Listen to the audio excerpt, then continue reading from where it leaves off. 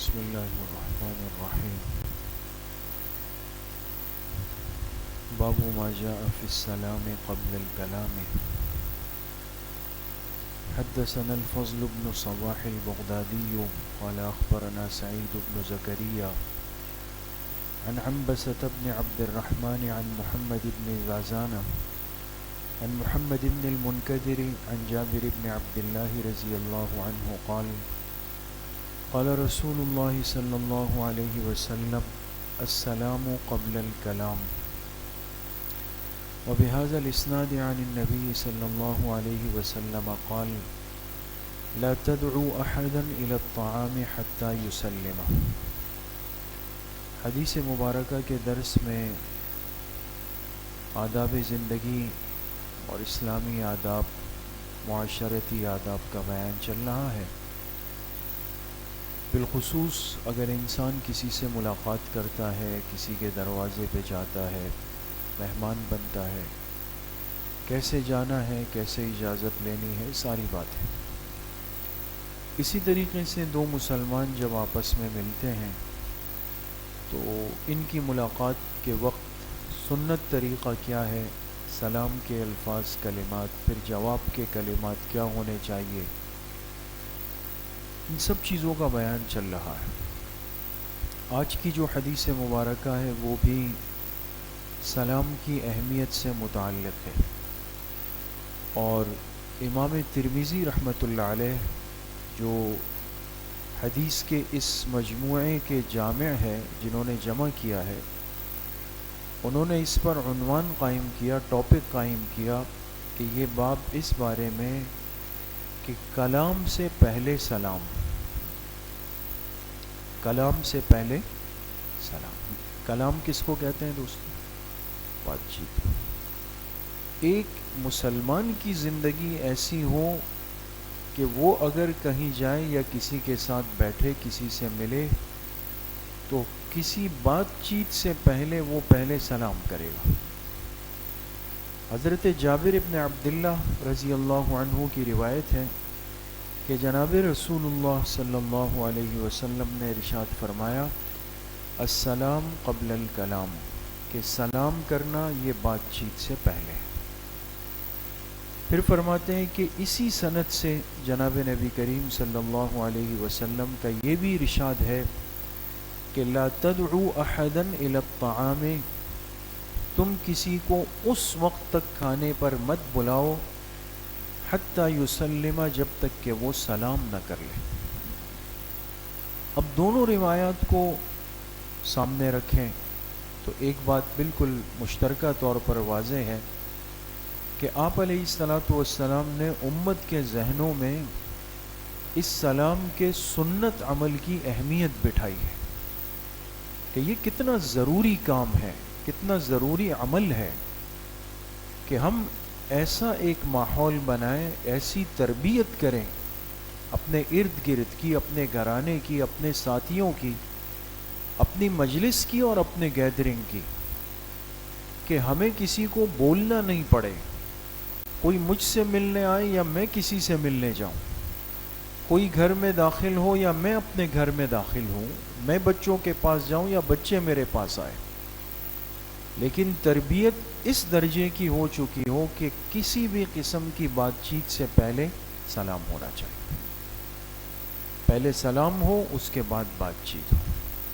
آج اگر ہم دیکھیں عموماً تو اتنا ابتلاء عام ہے دنیا کی باتوں میں اور معاملات کے اندر کہ کہیں چلے جائیں گے، کسی کے آفس میں، کسی کے کمرے میں، اور داخل ہوتے ہی فوراً اپنے مقصد کی بات یا ضرورت کی بات وہ شروع کر دیں گے۔ اس میں مسلمان کے مسلمان سے ملتے وقت آداب زندگی یہ نہیں ہے دوستو کہ ہم اپنی باقی باتوں کو مقدم کریں۔ بہر صورت ایک مسلمان جب دوسرے مسلمان سے ملے گا تو کتنی ہی اہم بات ہو، کتنی ہی ضروری بات ہو، لیکن اس سے پہلے سلام کرے گا، اور جب سلام ہو جائے تو اس کے بعد پھر مابقیہ بات چیت وہ اس کے بعد ہوگی، اس کے بغیر نہیں ہو سکتی۔ ایک روایت میں یہاں تک بھی آتا ہے کہ ایک نوجوان صحابی آپ علیہ الصلاۃ والسلام کے پاس آپ کے حجرہ مبارکہ کے اندر داخل ہو گئے. آپ علیہ الصلاۃ والسلام نے ان سے فرمایا کہ واپس چلے جاؤ, اجازت لو, پھر سلام کرو, پھر اندر میرے پاس آؤ. تربیت سکھانے کا طریقہ کہ واپس چلے جاؤ, اجازت طلب کرو, پھر سلام کرو, پھر میرے پاس آ جاؤ. اب ظاہر سی بات ہے یہ ساری چیزیں جو ہے وہ سیکھنے اور سکھانے سے متعلق ہیں. ہم اپنے ان بچوں کو, چھوٹوں کو جو سکھائیں گے تو یہ اسی طریقے سے کریں گے. تو آج بچے اسکول سے آتے ہیں, مدرسے سے آتے ہیں, تو آنے کے بعد ظاہر سی بات ہے وہ تو بچپنا ہے, فوراً اپنے کھانے پینے کا تقاضا رکھ دیتے ہیں, یا کوئی اور بات جو راستے میں دیکھ کر آتے ہیں. تو ماں باپ کی ذمہ داری بنتی ہے کہ ان کو وہیں پر روک دے, ٹوک دے ان کو, اور ان سے کہیں نہیں, پہلے آپ نے کیا کرنا ہے, سلام کرنا ہے. پہلے وہ سلام کریں, پھر ہم اس کو جواب دیں, پھر اس سے بولے اچھا بھئی اب آپ کیا بولیں. یہ تربیت جو آج ہو گئی یہ موت تک ہمارے ساتھ جائے گی, اور آج نہیں ہوئی تو موت تک پھر ٹیڑھے چلیں گے, غلط چلیں گے. اسی طریقے سے جو دوسری روایت آئی وہ اس سے زیادہ سخت ہے کہ آپ علیہ الصلاۃ والسلام نے فرمایا کسی کو کھانے پر اس وقت تک مت بلاؤ جب تک وہ تمہیں سلام نہ کر لے. تو اس سے بعض لوگوں نے یہ اشکال اور شبہ بھی پیدا کیا کہ مقصد یہ کہ ایک آدمی اگر ضرورت مند ہے, مفلوق الحال ہے, مفلس ہے, اور اسے کھانے کی طلب ہے, اس کے پاس اسباب نہیں ہے, اور میں اس بنیاد پر اس کو رد کر دوں کہ جی اس نے سلام نہیں کیا ہے تو لہٰذا اس کو میں اپنے دسترخوان پہ آنے نہیں دوں, اس کو نہ بلاؤں, تو یہ تو حضور علیہ الصلاۃ والسلام کی رحمت اور آپ کی شفقت سے بہت دور کی بات ہے. آپ نے تو ہر ایک کو وہ کیا ہے, موقع دیا ہے. تو اس میں ایک بات یاد رکھیں کہ ایک معاملہ اور سلوک ہوتا ہے غیر مسلم کے ساتھ. چونکہ غیر مسلم ہمارے آدابی زندگی کا پابند نہیں ہے, اس نے سلام کرنا, سلام کا جواب دینا, یہ چیزیں اس سے تقاضا ہی نہیں ہے, کیونکہ وہ بیچارہ ایمان سے ابھی تک محروم ہے. لیکن ایک بندہ وہ ہوتا ہے کہ جو مسلمان ہے, جو کلمہ گو ہے, حضور علیہ السلام کا امتی ہے. اب اگر وہ آنا چاہتا ہے اور اسے کھانے کی طلب ہے, کھانے کی اشتہا ہے, تو پھر ہمیں اس کو یہ سکھانا پڑے گا کہ بھئی ہم آپس میں ملاقات کے وقت پہلے کیا کریں گے. پہلے وہ سنت طریقہ زندہ ہو, پھر اس کے بعد میں اپنی ضرورت پر بھی آ جاؤں. تو حدیث کا قطعاً یہ مطلب نہیں ہے دوستو, یہ بات سمجھ لیں کہ اگر کوئی شخص سلام نہیں کرتا یا مجھے وہ نہیں لگتا کہ یہ نمازوں میں نظر آتا ہے تو میں اس کے منہ پہ دروازہ بند کروں, اس کو اپنے دسترخوان پہ نہ بٹھاؤں. نہیں نہیں, یہ مطلب نہیں ہے.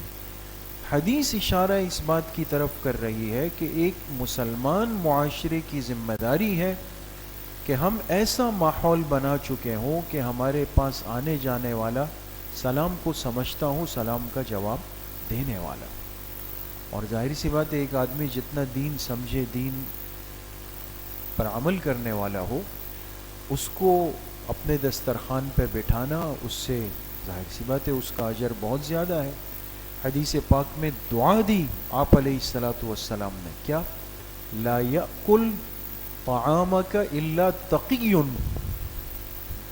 لا یأکل طعامک, فرمائے تمہارا کھانا نہ کھائے مگر نیک لوگ. اس لیے کہ ایک وہ ہے جو میرے دسترخوان کا کھانا کسی انسان کے پیٹ میں چلا جائے, ایک وہ ہے کہ آپ کے دسترخوان کا کھانا کسی دیندار صاحب عمل کے پیٹ میں چلا جائے. فرق تو ہوگا. اب ظاہر سی بات ہے کہ ایک صاحب عمل, ایک نیک, ایک دیندار, اس کے پیٹ کے اندر اگر یہ کھانا جائے گا تو ایک تو وہ خود پاک صاف آدمی, پھر یہ کہ اس نے آگے چل کے دین کا کام کرنا ہے. اب وہ جتنا کام کرے گا اس میں آپ کے اس رزق کا حصہ وہ شامل ہو جائے گا.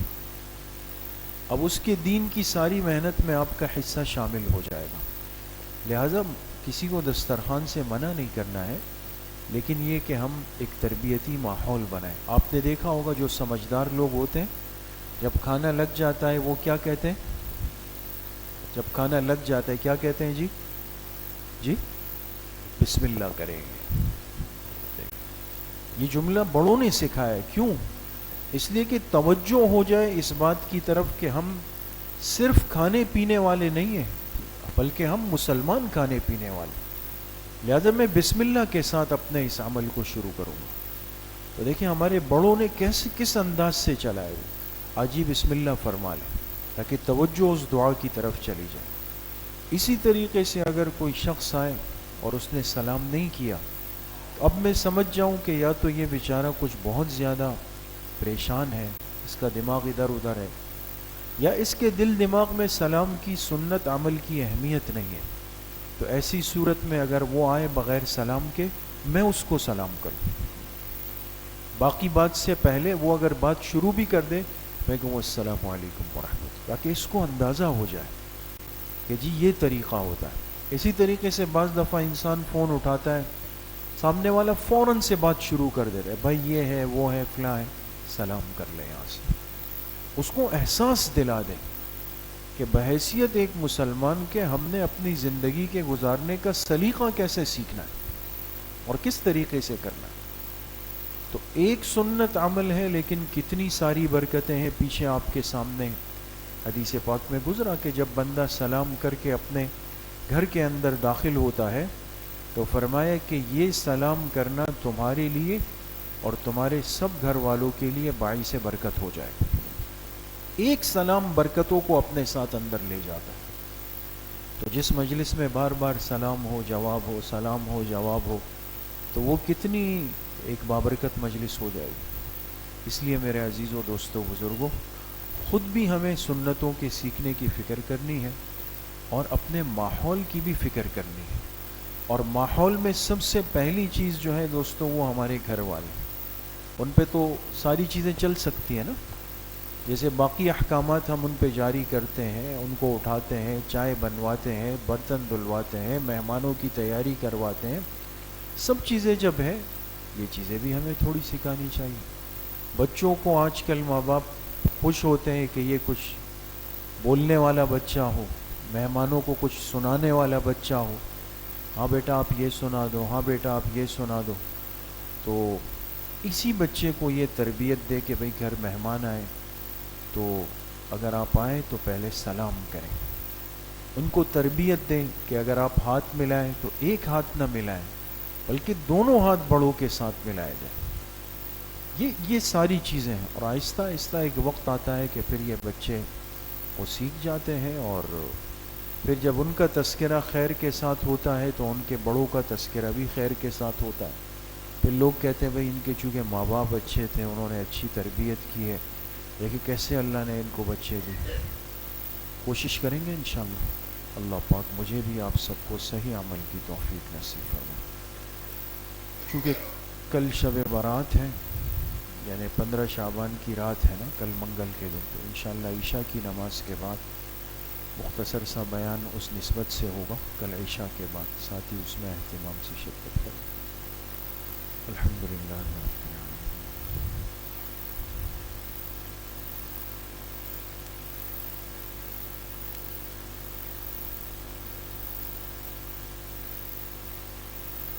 وصلی اللہ وسلم علی نبینا محمد وآلہ واصحابہ اجمعین.